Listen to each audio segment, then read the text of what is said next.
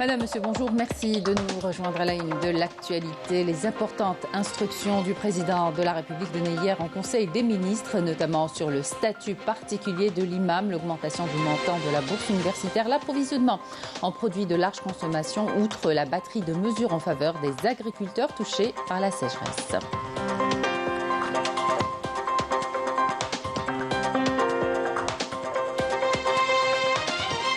Le président de la République, chef suprême des forces armées, ministre de la Défense nationale, a exprimé hier ses sincères condoléances à la famille du défunt Moudjahed et général à la retraite Hossein Ben Hadid et à l'ensemble des éléments et personnels de l'armée nationale populaire.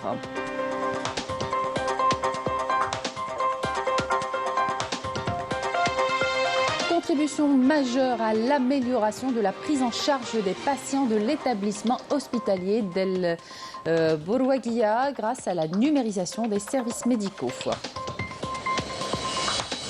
Et puis on fera un round-up du Salon international du tourisme et des voyages qui a pris fin hier. Cette 22e édition a regroupé plus de 250 exposants, dont 30 étrangers, était une opportunité pour faire la promotion de la destination Algérie.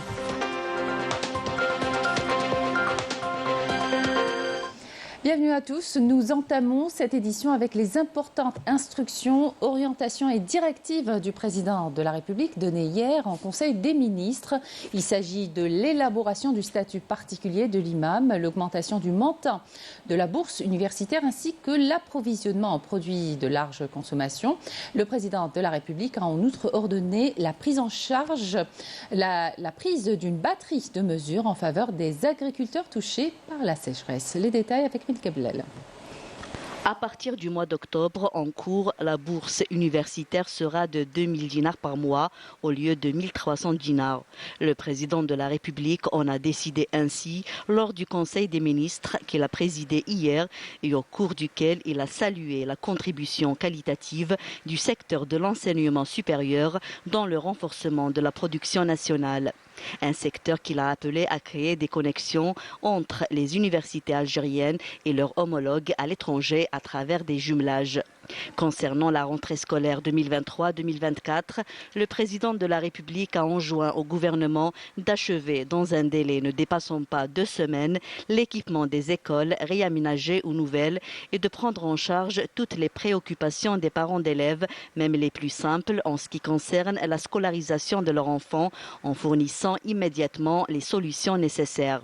Par ailleurs, et au chapitre agriculture, et pour venir en aide aux agriculteurs touchés par la sécheresse, le président de la République a ordonné, entre autres, la suspension du remboursement des crédits agricoles RFIG pour une durée de 3 ans et le paiement par l'État des taux d'intérêt. Il est également question d'indemniser les agriculteurs pour les semences malsaines et leur dotation en semences et engrais à titre gracieux et d'organiser l'importation pour qu'il n'y ait pas de pénurie et de manière à protéger le produit national. Au chapitre commerce, le président de la République a affirmé que l'État est capable de garantir avec aisance la stabilité économique et sociale à la faveur de la loi sur la concurrence, réitère son engagement à subventionner tous les produits de large consommation, quel que soit leur prix sur les marchés internationaux, assurant que l'État frappera d'une main de fer quiconque oserait toucher aux vivres des Algériens. Concernant le secteur des affaires religieuses, le président a ordonné l'élaboration du statut particulier de l'imam qui comprendra une révision des salaires de cette catégorie ainsi que l'attribution des logements de fonction aux imams dans toutes les grandes mosquées des wilayas ou au niveau des nouvelles agglomérations. Le Conseil des ministres, qui a approuvé un projet de loi relatif à la lutte contre le faux et l'usage de faux, a appelé à l'élaboration d'un plan national, notamment pour les communes enclavées et les wilayas nouvellement créés, en vue de prendre en charge l'état des routes et de l'aménagement urbain. Et je vous invite à écouter ces quelques réactions d'imams qui ont salué la décision du président de la République. هذا القرار السيدي سينعكس إيجابيا على السادة الأئمة، يعني خصوصا من الناحية الاجتماعية، وكلنا نعرف يعني ما يعانيه الإمام خصوصا يعني في أداء مهامه النبيلة ورسالته الشريفة. فنثمن هذا القرار ونسأل الله عز وجل لكل من ساهم من قريب أو من بعيد أن يوفقه الله سبحانه وتعالى. كل من أعد هذا القرار وشارك فيه أن يوفقه الله سبحانه وتعالى لما يحب ويرضى. تلقينا هذا الخبر يعني كل القائمين على المساجد بكل رتبهم، خاصة في قضية السكن، خاصة احنا السكن الوظيفي وهو موجود صح يعني على مستوى المساجد، لكن فيه نقصان كبير اللي يعني كما يقولوا الحبة اللي جات فوق التورته هي قضية تخصيص بعض السكنات يعني في المجمعات السكنية.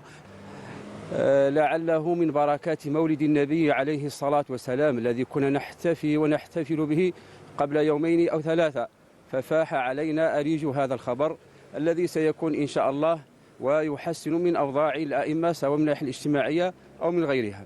النقطة الإيجابية والسابقة التي لعلها أول مرة تطرح هي مسألة تخصيص المجمعات السكنية الخاصة بالسادة الأئمة لتحسين أوضاعهم، حتى إذا كان تحول الإمام من مكان أو من مسجد إلى مسجد لن يجد حرجا في ذلك فيبقى مستقرا في مسكنه. Le président de la République, chef suprême des forces armées, ministre de la Défense nationale, Abdelmajid Tebboune, a exprimé hier ses sincères condoléances à la famille du défunt général à la retraite, le Moudjahed Hossein Ben Hadid, et à l'ensemble des éléments et personnels de l'armée nationale populaire suite à son décès, priant Dieu Tout-Puissant d'accorder aux défunts sa sainte miséricorde et de prêter patience et réconfort à ses proches. À Dieu nous appartenons et à lui nous retournons. Et toujours suite au décès du général à la retraite, le Moudjahed Hossein Ben Hadid, le général d'armée Saïd Chengriha, chef d'état-major de l'armée nationale populaire, présente en son nom et au nom de l'ensemble des personnels de l'armée nationale populaire ses sincères condoléances et sa profonde compassion à la famille du défunt, priant Allah le Tout-Puissant d'accorder au défunt sa sainte miséricorde et de l'accueillir en son vaste paradis parmi les martyrs et les valeureux saints, et d'octroyer à sa famille et ses proches tout le courage et la force en cette dure épreuve. Le ministère de la Solidarité nationale annonce le versement de l'allocation forfaitaire de solidarité tel que décidé par le président de la République récemment, dont le montant a été revu à la hausse, estimé désormais à 7 000 dinars au lieu de 3 000 dinars. Concernant les personnes aux besoins spécifiques, le montant a été revalorisé, atteignant ainsi 12 000 dinars au lieu de 10 000 dinars. Puis sachez qu'1 200 000 personnes sont concernées. Nous allons parler à présent de la numérisation dans le secteur de la santé, une mesure qui a permis d'alléger la pression sur le corps médical et d'offrir un meilleur accompagnement des patients. Exemple au niveau de l'établissement hospitalier d'El Barouaguia avec Rina Lorari. La numérisation des hôpitaux est une nécessité impérieuse. C'est le cas de l'établissement hospitalier d'El Barouaguia, où la numérisation a non seulement facilité le travail des soignants, mais a également amélioré la prise en charge des patients. Le temps d'attente pour les patients a été considérablement réduit. Les cas d'urgence, comme les IDM, sont efficacement pris en charge grâce à la mise en place d'un système de tri. La numérisation du secteur de la santé, en particulier les hôpitaux, a allégé la pression sur le corps médical et a permis une meilleure prise en charge des patients. L'adoption de la gestion électronique des dossiers médicaux offre aux équipes médicales de différentes spécialités la possibilité d'établir des diagnostics de manière plus rapide et efficace. Désormais, nous n'avons qu'à demander le bilan des patients au laboratoire et nous le trouvons dans son dossier médical électronique. Cela nous permet d'être mieux organisés et de mieux traiter nos patients. C'est une très bonne chose. Grâce à cette numérisation, le temps d'attente a été considérablement réduit. Chacun a son ticket et passe une fois son tour arrivé. La numérisation a été introduite au premier semestre de l'année 2023. Elle concerne tout d'abord le traitement des dossiers médicaux dans le service des urgences chirurgicales. Au cours du second semestre de la même année, nous avons lancé la mise en place de ce système dans l'ensemble des établissements hospitaliers, atteignant un taux de 95%. La numérisation du système de santé est une étape fondamentale dans l'amélioration des services médicaux au sein des établissements de santé publics. Santé toujours, et cette technique nouvellement introduite en Algérie, la thermoablation par radiofréquence, qui consiste à introduire une sonde dans le nodule thyroïdien pour la destruction des zones touchées par la tumeur. Vous l'aurez compris, il s'agit d'un traitement de lutte contre le cancer. Il est disponible à l'hôpital Mahmoudi de Tizi Ouzou. L'Akhdar Kawan et Amali Siridir. Une réelle alternative à la chirurgie. Une grande première pour l'hôpital Chahid Mahmoudi de Tizi Ouzou. Ces praticiens se préparent pour mener une opération en recourant à une toute nouvelle technique, la thermoablation. Cette dernière permet de soulager la douleur et de traiter les tumeurs de façon novatrice en utilisant des fréquences thermiques précises. Nous avons introduit une nouvelle technique qui est la thermoablation par radiofréquence. Elle consiste en l'introduction d'une sonde de radiofréquence dans le nodule thyroïdien. Nous opérons des petits mouvements permettant la destruction des différentes zones. Une réduction du volume du nodule est obtenue sans une disparition totale de ce dernier. Après le geste, le patient reste en surveillance environ 2 heures. Il faut que le sérum utilisé soit froid. Nous procédons à une anesthésie locale. La technique de thermoablation par radiofréquence contribue à réduire la douleur chez le patient tout en permettant de traiter simultanément plusieurs parties du corps. Une technique dont l'efficacité est prouvée. Jusque-là, 16 patients ont été traités par cette technique. Cette technique est beaucoup plus facile qu'une intervention chirurgicale. Dans certains cas, on peut l'utiliser pour traiter les patients qui présentent des métastases au niveau du foie. On utilise la chaleur pour détruire la zone. Dieu merci, la thermoablation est pratiquée en Algérie. C'est une bonne chose pour nous. L'objectif est de généraliser cette technique à l'échelle nationale, car c'est une méthode simple que tous les radiologues peuvent pratiquer. Cela évitera aussi aux patients les déplacements. La thermoablation par radiofréquence est une technique innovante développée dans le but de réduire le nombre de prises en charge chirurgicales et ainsi limiter les risques opératoires inhérents à la chirurgie. Un procédé qui permet de traiter toutes sortes de tumeurs sans recourir à la chirurgie. Le service régional de lutte contre le trafic de stupéfiants à Annaba a démantelé la semaine écoulée un réseau criminel international spécialisé dans le trafic de psychotropes conduit par un Marocain établi à l'étranger et saisi plus de 387 000 capsules de psychotropes.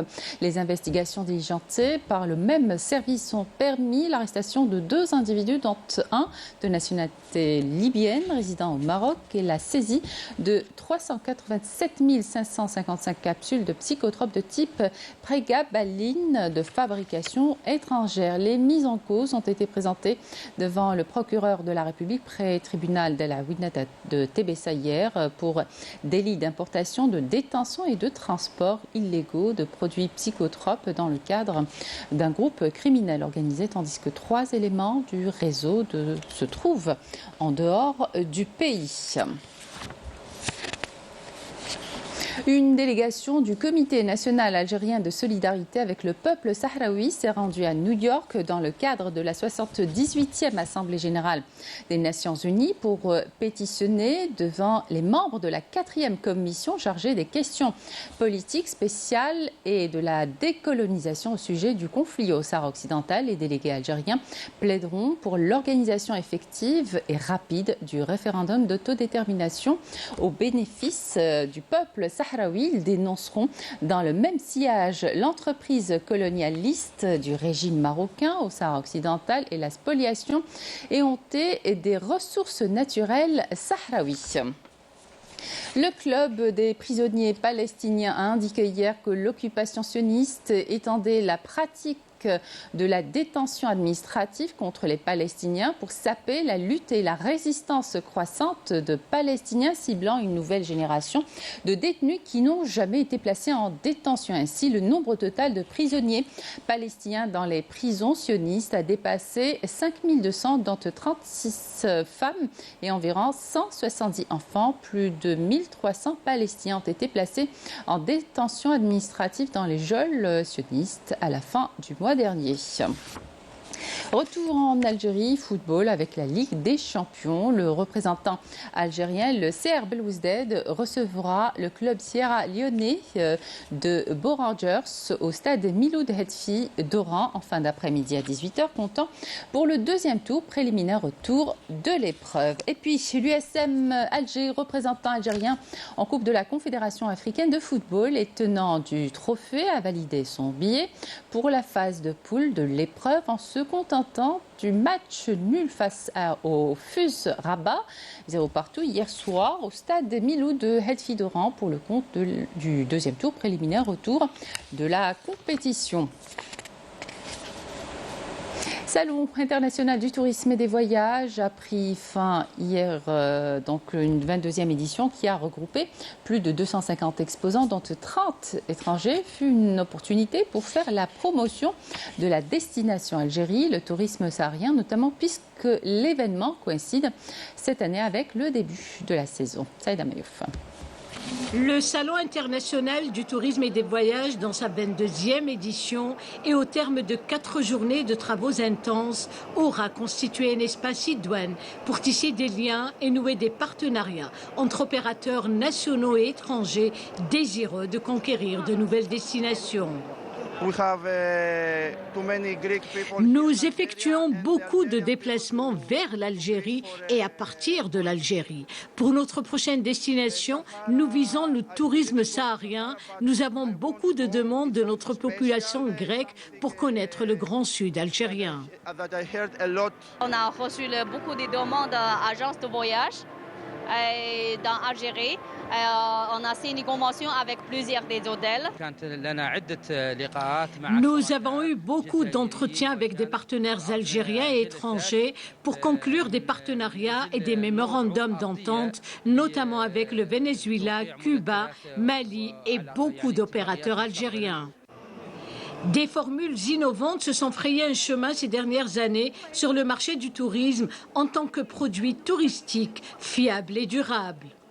Et je suis venue ici au salon pour soutenir l'action des maisons d'hôtes parce que nous-mêmes en France, nous sommes un certain nombre de paysans qui avons lancé le concept de l'accueil à la ferme.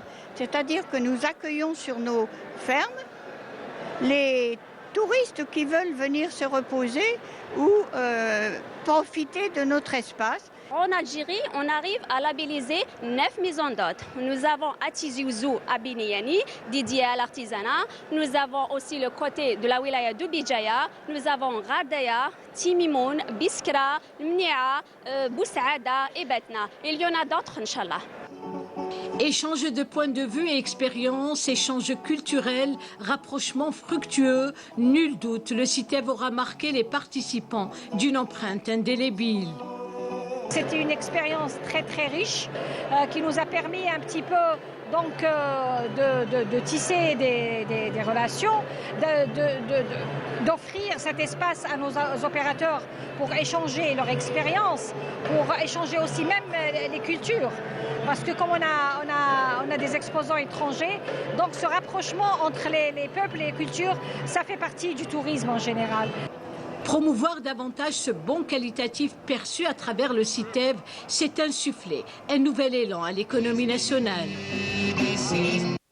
Et pour terminer, on fait le point sur le taux d'avancement du plan vert de la capitale. Comme son nom l'indique, il concerne le réaménagement des espaces verts à Alger, exemple avec le parc d'Ounia ou encore le parc de Ben Aknoun qui sera transformé en safari. Malika Benawisha et Majda Jahmouna.